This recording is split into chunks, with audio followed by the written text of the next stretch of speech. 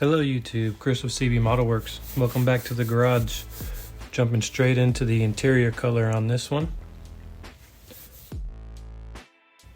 We're going with Tamiya LP30 Light Sand. It seems an odd choice for a car, but it turned out to be the exact color I was looking for. This was originally primed in Mr. Servicer 1000 and then painted in Tamiya Semi-Gloss Black for shadows. But unfortunately, I had repositioned my camera to do something else and forgot to put it back. So I ended up with over 2 hours of footage on this and on the Eclipse that pretty much all you see is my left hand the entire time. So this build is for the small scale group build hosted by Shawn, the Scale Model Car Guide channel, and Brian at BG Model Workshop. It's a 132 Atlantis 82 Z28, and I'm trying to replicate one that I had about 20 years ago now. So as I'm doing this second coat, trying to get good even coverage without flooding it and getting any runs in it. Especially here on the seats, I have a habit of spraying a little too heavy and it kind of wants to pool up right where the seat back meets the bottom.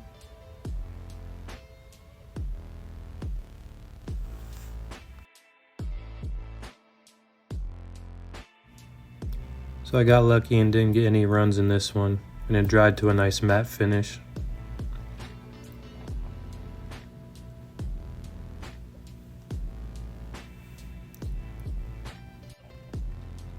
Using the same color on the wheels here, which were base coated with Mr. Hobby Super Fine Silver 2 for a nice brushed aluminum look.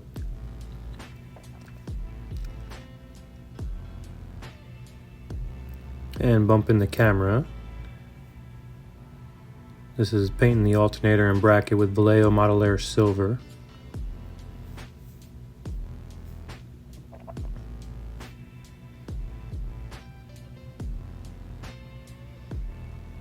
And after a couple touch-ups on the semi-gloss black, there's some molded in seat belts on the rear seat that I'm just painting in black just to add a little extra detail.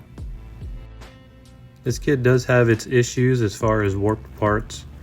The chassis was warped, the hood was warped, ended up finding out the exhaust was warped.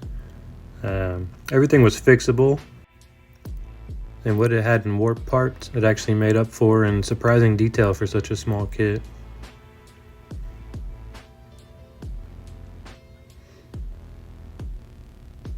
So now the hard part. There's a Z28 badge on the dashboard that they don't give you a decal for. I decided I wanted to try and paint it. So I'm going over it with some Vallejo Model Air Silver, just so that I can cover it with red later on. I tried zooming in on this, but it got all blurry, so unfortunately I had to leave it zoomed out, so it's really hard to tell what I'm doing here. And my head is just barely out of frame because I had to get so close to see it. And here we are with the red going on.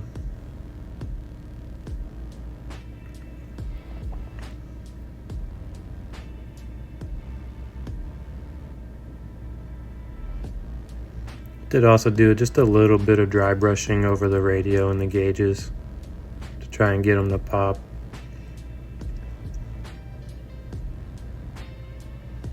And here we are, interior is complete. One thing I didn't notice until I was editing is that big black spot on the driver's seat. So I went back afterwards and fixed that. Now doing the wheels, they're supposed to be a tan color and they have a aluminum lip, which I tried to do with the Mr. Hobby Superfine Silver and then wipe the paint off the lip while it was still wet, but I wasn't happy with how it turned out. So now I'm here brushing it with Vallejo Model Air Silver. And right there, the good part of using acrylics on top of lacquers is a little wet paper towel and wipes your mistakes right off. Definitely had to do this a few times, and my hand's been a little shaky the last few days while I'm painting. Just going to show one wheel here because they did take a little while to do. So I let that silver sit for a couple days so that when I pushed it in the tires it wouldn't rub off. Right now I'm sanding the tires with a 240 sanding stick. These are solid rubber tires, so they don't have much flex to them, but they also didn't have much seam, so I'm just sanding it to make them look a little more realistic.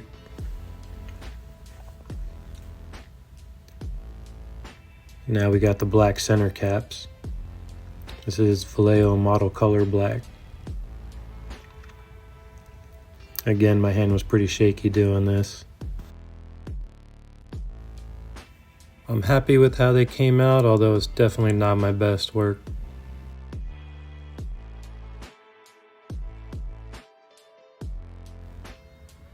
Onto the exhaust now. I tried to paint it in two different silvers, because mine had a catback Flowmaster exhaust on it, but I didn't quite get the effect I was looking for. The colors are too similar, so they just kind of blend together. And I didn't realize just how warped the exhaust was until I was trying to put it in, and it didn't want to lay in there right. The little mounting tabs where it mounts are so shallow they don't even want to go into the holes. So I ended up having to use the little clamps from the Tamiya paint stand to hold it in place. So all in all, pretty simple kit so far. Definitely by far not my best work, but I am happy with how it came out. It looks to be a cool little kit. So I'm going to leave it here for now.